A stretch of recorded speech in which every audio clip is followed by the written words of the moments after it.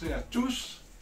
Je suis très heureux de me retrouver au milieu de vous pour clôturer ce jubilé des 75 ans de l'arrivée des premiers Oblats au Nord Cameroun et celle du Père Juillet à Mokolo-Tada sous la direction, la conduite du Père Yves Plumet. Je pense que beaucoup d'entre vous me connaissent. Pendant 20 ans, à Yagua, on m'a appelé le Père Carpentier. Et puis, depuis mon arrivée à Garoua, je suis devenu le Père François. Beaucoup d'entre vous doivent en tout cas me reconnaître sur ces images. Comment vous dire les sentiments qui m'ont habité en cette année où la province du Cameroun célébrait ce jubilé? J'aurais bien voulu être parmi vous, bien sûr, participer aux animations missionnaires, mais cela n'a pas été possible. De Marseille, où je réside, j'ai accompagné ma belle province oblate du Cameroun, dont je fais toujours partie, par la pensée et la prière.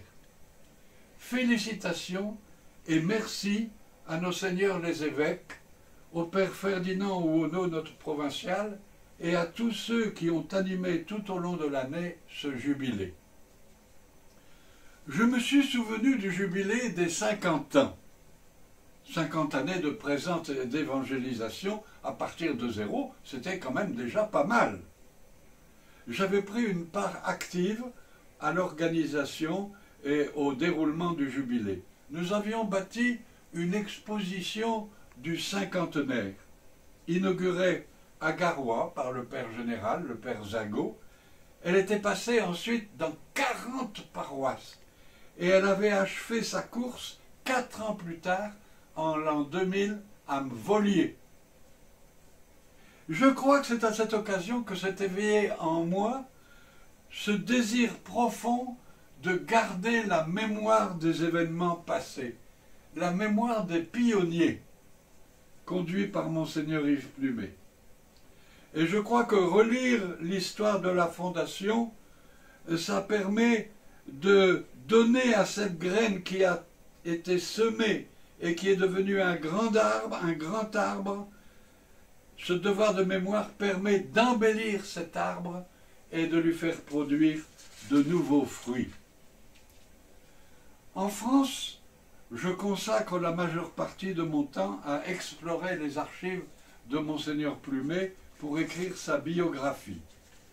Il ne s'agit pas de réécrire l'histoire de l'évangélisation du Grand Nord. Il l'a fait et très bien. Mais il s'agit de découvrir sa personnalité, la profondeur de sa vie spirituelle, dans sa vie de jeune homme, de jeune oblat missionnaire en France, qui voulait tellement partir en une mission difficile comme celle du Laos. Comment a-t-il vécu cette obédience pour le Tchad-Cameroun, un pays, des pays où il n'y avait aucun oblat? Ça lui est tombé dessus, comme providentiellement, en mars 1946. Il devenait le supérieur d'une équipe de 14 pionniers. Je voudrais découvrir aussi la manière dont il vécut sa vie de préfet, de vicaire apostolique, de premier évêque de Garoua et de tout ce qu'on appelait autrefois le Grand Nord, seul responsable d'organiser l'évangélisation d'un si grand pays. Comment s'y est-il pris? Quelle foi l'animait? Comment vivait-il la mission qui lui était confiée? Quel prêtre, quel religieux, quel missionnaire oblat, quel évêque fut-il? À travers son abondante correspondance, je cherche les vertus principales qui animaient son action. Il n'est pas devenu évêque d'un diocèse déjà fondé, n'est-ce pas? Il fut un évêque fondateur d'une église, de 5 églises même. Garoua, Pala, Maroua Mokolo, Yagua, Ngaoundéré. Tous les évêques du monde ne peuvent pas en dire autant. Père et fondateur de l'église au Nord Cameroun et au Mayo-Kébi, c'est comme ça qu'on l'a appelé. J'espère faire œuvre utile pour les générations à venir en écrivant sa vie, mais c'est un long travail, vous savez, hein. Alors prenez patience et surtout préparez-moi celui qui me remplacera. J'ai écouté les conférences qui ont été données à Ngaoundéré pour le 30e anniversaire de son assassinat. J'ai été heureux de voir combien sa mémoire restait vive dans le cœur de beaucoup, surtout des anciens du collège de Masnou.